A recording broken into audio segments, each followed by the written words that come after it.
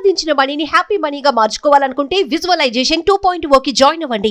ఈరోజు visualisation 2.0లో happy money అని మనం తీసుకున్న తర్వాత మనీని హ్యాపీగా ఎలా ఉంచాలి, సో దట్ ఆ ఎనర్జీ మన చుట్టూ ఉంటే మనం ఎలా హ్యాపీగా ఉంటాం, మన హ్యాపీనెస్ ఎలా క్రియేట్ అవుతుంది, దాంతో మన దగ్గరకు వచ్చే డబ్బు కూడా చాలా హ్యాపీగా ఎలా ఉంటుంది. హ్యాపీనెస్ ఎనర్జీ ఇంకో హ్యాపీనెస్కి కనెక్ట్ అయితే ఆ ఎనర్జీస్ రెండు మ్యాచ్ అవుతే లైఫ్ మొత్తం హ్యాపీగా ఎలా ఉంటుంది. ఇంతకుముందు మనం మాట్లాడాము, ఒక ఎకానమిస్ట్, ఒక ఆర్థిక శాస్త్రవేత్త, ఒక మానసిక శాస్త్రవేత్త ఇద్దరూ కలిసి రీసెర్చ్ చేస్తే 4 కైండ్స్ ఆఫ్ మైండ్ సెట్స్ ఎట్లా బయటపడ్డాయి. యాక్చువల్లీ చాలామందికి డిస్ట్రక్టివ్ మైండ్ సెట్స్ ఉంటాయి అంటే ఆర్థిక ప్రగతిని ఆపే మైండ్ సెట్స్ ఉంటాయి. వాళ్ళ ప్రణాళికలు ఏవి అనుకున్నట్టు జరగకుండా ఉండే ఆలోచనలు ఉంటాయి. మనిషి యొక్క మైండ్ సెట్టే అది. మనిషి యొక్క ఆలోచనలు కానీ, నిర్ణయాలు కానీ, భయాలు కానీ, ఇవన్నీ మనం ముందుకెళ్ళడానికి సహకరించేదిగా అయినా ఉంటుంది, వెనక్కి లాగేదిలా అయినా అయి ఉంటుంది. ఇందులో మనం ఇంతకుముందు మాట్లాడుకున్నాం, the first category total money mind sets 4 ఉంటే ఈ రీసెర్చ్ ద్వారా కొన్ని లక్షల మందిని రీసెర్చ్ చేస్తే అన్ని దేశాల్లో వాళ్ళు డబ్బు గురించి ఎలా ఆలోచిస్తున్నారు అనేది, అంటే మనం ఏదో ఒక ప్రాంతం గురించి మాట్లాడడంలా, ప్రపంచంలో మనిషి అన్నవాడు డబ్బు అన్న మాటని ఎలా అర్థం చేసుకుంటాడు, దాన్ని ఎలా వాడతాడు, ఎలా సంపాదిస్తాడు, ఎలా నిలబెట్టుకుంటాడు, వీటన్నిటి యాంగిల్స్ నుంచి బాగా ఆలోచించినప్పుడు 4 మైండ్ సెట్స్ బయటకు వస్తే, మనం గతంలో మొదటి మైండ్ సెట్ మనీ అవాయిడెన్స్ గురించి మాట్లాడాం. ఈ మనీ అవాయిడెన్స్ వాళ్ళకి ఇన్కమ్ తక్కువ ఉంటుంది, చదువు తక్కువ ఉంటుంది, వాళ్ళు మనీని వద్దంటారు ఎందుకంటే సంపాదించలేకపోవడం వల్ల వద్దంటారు. అయితే మనీ గురించి మాట్లాడిన ప్రతిసారి మనసులో వాళ్ళకి అందరికంటే ఎక్కువ సంపాదించాలన్న కోరిక ఉంటుంది. ఇది కూడా బయటపడింది. మనీని అవాయిడ్ చేస్తుంటే మనీ వద్దంటాడు అని అనుకుంటాం కదా, అవకాశాలు వాళ్ళకి ఏవి కనిపించక వాళ్ళు మనీని అవాయిడ్ చేయడం మొదలు పెడతారు. సంపాదించడానికి వాళ్లకు చేతనైన పనుల్లో సంపాదించే అవకాశాలు లేక మనీని నాకు వద్దు అని దానిలను స్క్రిప్ట్స్గా తయారు చేస్తారు. డబ్బులున్నోడు ఎవడెవడు మనసు ఉండదు, వాడికి అహంకారం ఉంటుంది, డబ్బు లేకపోతేనే ప్రశాంతత ఉంటుంది. నిజమే కావచ్చు, నేను వీటన్నిటిని నేనేం వ్యతిరేకించట్లేదు. అయితే మన స్క్రిప్ట్స్ ఎలా తయారు చేసుకుంటాం, దానివల్ల మన ప్రవర్తన ఎలా ఉంటుందని. ఇంకోటి సైకాలజీలో ఏం కనిపెట్టారంటే, వీళ్ళకు కాగ్నిటివ్ డిస్సోనెన్స్ ఎక్కువ ఉంటుంది. అంటే భావ వైరుధ్యం ఉంటుంది. ఏంటి భావ వైరుధ్యం? నేనేమో డబ్బును అసహించుకుంటా, నువ్వు డబ్బు గురించి ఎత్తితే అది ఎంత ప్రమాదకరమో మాట్లాడతా. మనసులో ఏమో అర్రే మనం వీడంత సంపాదించలేకపోయామే, ఆ రోజే కనుక దాని మీద పెట్టుబడి పెట్టింటే ఈ పాటికి చాలా అయి ఉండేదే. మనకు చాలా మామూలుగా కొంతమందికి అనిపిస్తారు. ఎవరు తెలుసా, నన్ను ఒకప్పుడు ఈ ల్యాండ్ ఎవరో అడిగితే చాలా చీప్లో వచ్చేది, ఎవరు కొంటారు ఇక్కడ అని నేను వదిలేశాను, ఇప్పుడు చాలా పెరిగిపోయింది తెలుసా, నేనే కనుక కొనుంటే ఈ పాటికి 100 కోట్లు నా దగ్గర ఉండేవి అని చెప్పుకోవడంలో ఉన్న మానసిక తృప్తిని ఆనందిస్తుంటాడు. అయినా అంతంత డబ్బులు మనం ఏం చేసుకుంటాం, money avoidance, people avoid money. ఇది మొదటి కేటగిరీ. రెండవ కేటగిరీ గురించి మనం మాట్లాడదాం ఈసారి. రెండో వాళ్ళు ఎవరంటే మనీ ఫోకస్. దృష్టి అంతా వాళ్ళకి మనీ మీదే ఉంటుంది. ఏం మాట్లాడినా, ఏం చేసినా, ఏ నిర్ణయం తీసుకున్నా, ఏ సంబంధం కలిగి ఉన్నా అన్నీ ఆర్థిక సంబంధాలే. ఆ బంధాలు కానీ, ఆలోచన కానీ, నిర్ణయం కానీ, పని కానీ, ఏదైనా సరే మనకి ఏదైనా ఆదాయం వస్తుందంటేనే పని చేస్తారు. So they will only focus on money. అయితే వీళ్ళ లక్షణాలు ఎలా ఉంటాయి? మనీ మీద ఫోకస్ చేసేవాళ్ళు, మనీని ఆలోచించేవాళ్ళు, ఓపెన్ చేసి ఏదైనా ఒక పని చేస్తే అది మనీ అని అనుకునేవాళ్ళు, వాళ్ళది ఏంటంటే మనీ ఈజ్ పవర్ అని నమ్ముతారు. అసలు ఇంకోటి తెలుసా, వీళ్ళ బిహేవియర్ని అబ్జర్వ్ చేస్తే కొంచెం బాగా కాన్ఫిడెంట్గా ఎవరిని కేర్ చేయనట్టు కనిపిస్తారు. అంటే ఆ రోజు వాడి బ్యాంకులో బ్యాలెన్స్ ఉందని. ఇదే వ్యక్తి సడన్గా బ్యాంకులో బ్యాలెన్స్ అయిపోతే మంత్ ఎండింగ్లోనో డబ్బు లేనప్పుడు, డబ్బు పోగొట్టుకున్నప్పుడు బిహేవియర్ కంప్లీట్గా మారిపోతుంది. Psychological stress. సైకలాజికల్గా ఇతని బిలీఫ్ సిస్టంలో నా దగ్గర డబ్బు ఉందని తెలిస్తే ఇంకెవరిని కేర్ చేయక్కర్లేదు, డబ్బు ఉంటేనే పవర్ నాకు ఉంది అంటే డబ్బు ఉందని అర్థం. అవతల వాడు ఎవరైనా పవర్ఫుల్గా కనిపిస్తున్నాడంటే వాడికి డబ్బు ఉందని అర్థం. మన దగ్గర డబ్బు లేకపోతే మనం పవర్లెస్గానే ఉంటాము అనే నమ్మకం వల్ల వాళ్ళ బలహీనంగా అయినా శక్తిహీనంగా కనిపిస్తారు, పవర్ లేకుండా ఉన్నట్టు కనిపిస్తారు. డల్గా కనిపిస్తారు డబ్బులు లేనప్పుడు. ఉంటే మాత్రం లేని ధైర్యం, లేని బలం తెచ్చిపెట్టుకుంటారు. This people believe strongly money is power. అంటే ఎవడైనా ఏదైనా చేయాలంటే వాడి దగ్గర ఎంత డబ్బు ఉందని చూస్తాడు. పవర్ఫుల్గా ఉండాలంటే మీ దగ్గర డబ్బు ఉండాల్సిందే అని. రెండవది సంతోషం. ఎంత సంతోషంగా ఉంటామంటే ఎంత డబ్బులు ఉంటే అంత సంతోషం.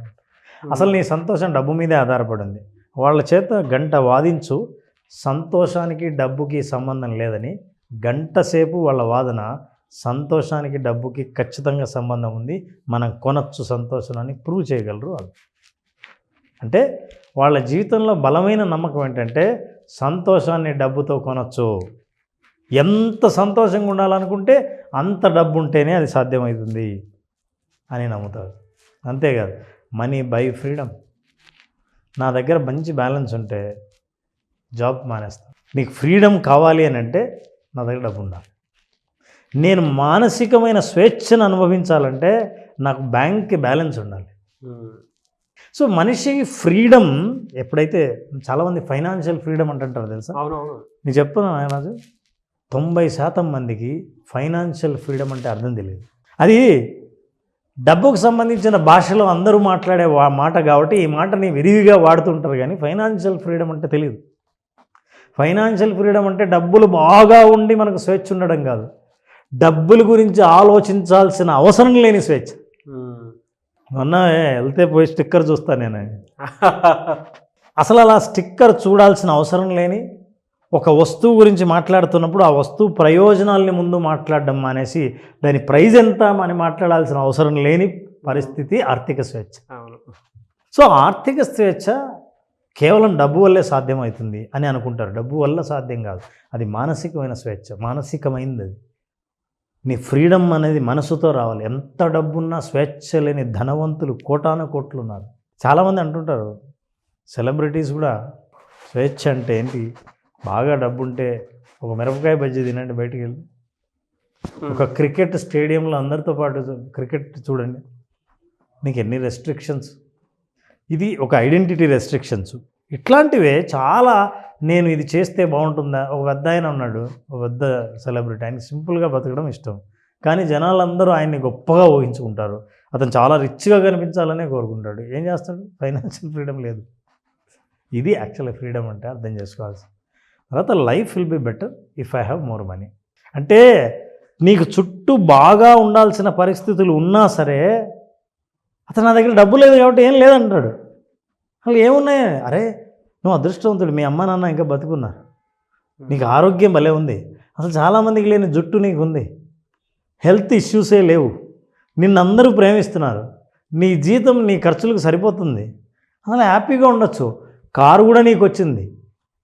ఒక ఉంటే ఎంత ఉండాలి డబ్బులు తెలుసా అని ఇవన్నిటిని పక్కన పెట్టేస్తాను. అంటే నిజంగా మనిషి జీవితంలో ఆనందంగా ఉండాల్సిన అవసరం ఎంత ఉందో ఆ సౌకర్యాలన్నీ ఉన్నా డబ్బు లేకపోతే నేను నిజంగా ఆనందం కాదు ఇది అని నమ్మే వ్యక్తి. ఈ నమ్మకాలతో ఉండేవాళ్ళు మనీ ఫోకస్డ్ పీపుల్. వీళ్ళను సెకండ్ కేటగిరీ, మనీ ఫోకస్డ్ ఉంటారు. ఇక వీళ్ళ పరిస్థితి ఎలా ఉంటుంది? పోనీ మీరు ఇట్లా అంటున్నారు కదా, మనీ ఫోకస్ ఉంటే మనీ అంతా రావాలిగా, ఎప్పుడు వాడి దగ్గరే మనీ ఉండాలిగా, వాడు అత్యంత ధనవంతుడై ఉండాలిగా. కానీ ఒరిజినల్గా రీసెర్చ్ అలా చెప్పాలి.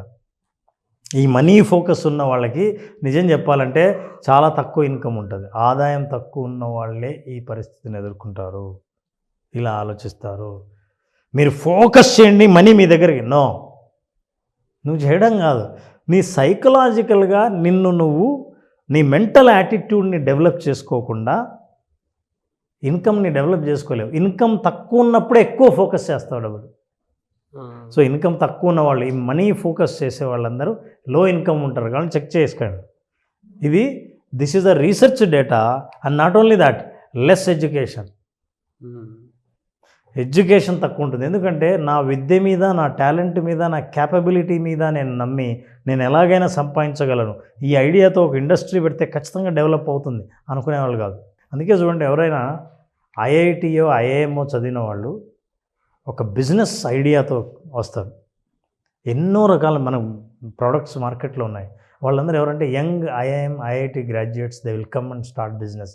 ఎందుకంటే వాళ్ళకున్న ఎడ్యుకేషన్కి నాలెడ్జ్కి what they believe income generation నాలెడ్జ్తో స్టార్ట్ అవుతుందని నమ్మిన వాళ్ళు కేవలం మనీ మీద ఫోకస్ చేసే వాళ్ళకు కొన్ని ఉన్న పరిస్థితులు, ఒరిజినల్ పరిస్థితులు ఎలా ఉంటాయంటే ఇది చెప్తాడు. దాని తర్వాత లోయర్ నెట్ వర్త్ కూడా లోయరే. అంటే మీకున్న మొత్తం అన్ని లెక్కేస్తే నువ్వు ఎంత ఫోకస్ చేస్తున్నావో అంత ఉండదు. సో నెట్ వర్త్ తక్కువ. And finally credit cards and debit cards usage is more. ఎందుకంటే నేను డబ్బు ఉంటేనే సంతోషం, డబ్బు ఉంటేనే సుఖం, డబ్బు ఉంటేనే స్వేచ్ఛ అని నమ్మిన వాడిని ఆ స్వేచ్ఛ పొందడం కోసం, ఆ సుఖం పొందడం కోసం, ఆ ఆనందాన్ని పొందడం కోసం నేను ఎక్స్ట్రా ఖర్చు పెట్టాల్సి వస్తుంది. ఎందుకంటే నా ఇన్కమ్ తక్కువ. ఇంకేంటి ఎక్కడ అవకాశం?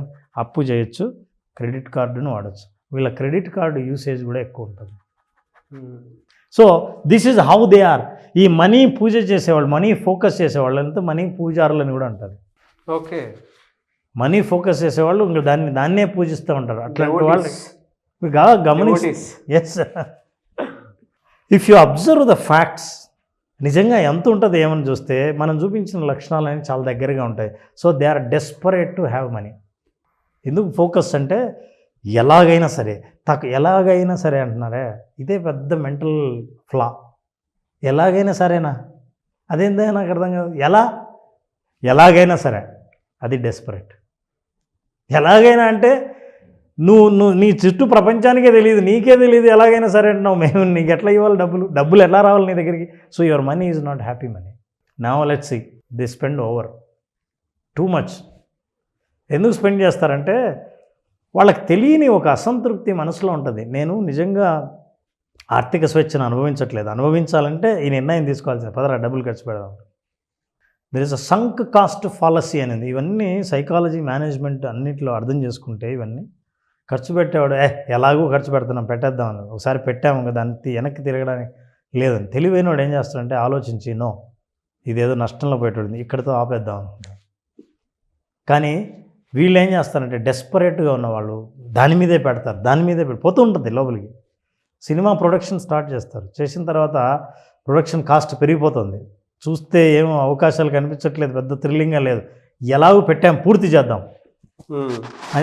చేద్దామని పెట్టి ఆ మనసులో ఎలాగో పూర్తి చేయడమే నీ లక్ష్యం కాబట్టి ఎలాగోలా పూర్తి చేస్తావు, ఎట్లా ఫెయిల్ అవుతుంది సినిమా. పెట్టింది రాదు, అంతకుముందు పెట్టింది రాదు, నువ్వు మళ్ళీ ఎక్స్ట్రా పెట్టింది అసలు రాదు. సో ఇవి వీళ్ళ లక్షణాలు. మనీ ఫోకస్ చేయాలి. సెల్ఫ్ డిస్ట్రక్టివ్ బిహేవియర్స్ ఉంటాయి. అంటే ఇదే సంక్ కాస్ట్ ఫాలసీ. ఈ ఫాలసీ అంటారు. అంటే దాంట్లో ఆ ఫాలసీ అంటే ఒక నమ్మకంలోని లోపాన్ని బిహేవియర్గా మార్చుకుంటే ప్రతిసారి ఎక్కడ ఇన్వెస్ట్ చేయకూడదో అక్కడ చేస్తారు, ఎక్కడ ఖర్చు చేయకూడదో అక్కడ చేస్తారు. ఏ నిర్ణయం ప్రతిసారి తీసుకొని నష్టపోయావో తిరిగి అదే నిర్ణయం మళ్ళీ తీసుకుంటారు. These are all flaws and disorders of the money of this mindset. Money ఫోకస్లో ఉన్న disorder. So Naraju, money is only a tool in business. Henry Ford. అన్నిటికీ కారణం కాదు, నీకు నిజంగా అది టూల్ లాగా నువ్వు మనీ చాలా అవసరం.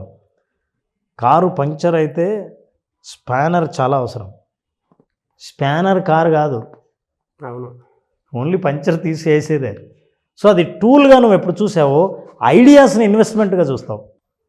టూల్గా కాకుండా అదే ఇంపార్టెంట్ అని అనుకున్నావో డబ్బు ఒకటి ఉంటే చాలు అని అనుకుంటావు. ఒక బ్యాడ్ ఐడియాతో కోట్లు ఖర్చు పెట్టినా సరే మొత్తం కోట్లు పోతుంది. మళ్ళీ సంపాదించుకోవడానికి కావాల్సిన ఐడియా, మళ్ళీ డబ్బు కాదు. కానీ మళ్ళీ డబ్బు అని అనుకున్నాడు మళ్ళీ అప్పు చేస్తాడు. చాలామంది లైఫ్లో ఆర్థిక కష్టాలు పడడానికి, ఆర్థికంగా బాగుపడకపోవడానికి, అనుకున్నవన్నీ జరగకపోవడానికి కారణం కేవలం మన మైండ్ సెట్, మన నమ్మకాలు, మనం ఇచ్చే విలువలు. ఇట్లాంటి క్యారెక్టరిస్టిక్స్లో మనం ఎక్కడున్నామో తెలుసుకుంటే కరెక్ట్ చేసుకునే అవకాశం ఉంది. ఈ ప్రపంచం నాకెందుకు సహకరించట్లేదు అని ఆలోచిస్తే ఎప్పుడు ఈ పోరాటంలోనే ఉంటాం. అలా కాకుండా నేను ఎలా మారాలి అనుకున్నప్పుడు మార్పు జరుగుతుంది. Naraju, materialism and all its miseries can never be conquered by materialism. వస్తు ప్రపంచం నుంచి పుట్టే ఎన్ని కష్టాలో, ఎన్ని మనిషి బాధలో, దాన్ని మళ్ళీ వస్తువులతోనే మీరు ఆ బాధల నుంచి బయటపడలేరని స్వామి వివేకానంద అంటాడు.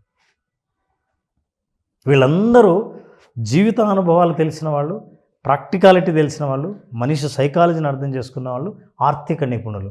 ఆ ఫ్యాక్ట్స్ మీకు ఇష్టం లేకపోతే ఇవి నచ్చకపోతే ఇక మీరు ఏదైనా నమ్మొచ్చు. No words to say. Thank you so much Ram garu. Thank you Naraj. చాలామంది క్లాసెస్ అడుగుతూ ఉన్నారు, ఎప్పుడున్న అవకాశం ఉంటుంది? నారాజ్ జూలై 12th క్లాస్ స్టార్ట్ చేస్తున్నాం.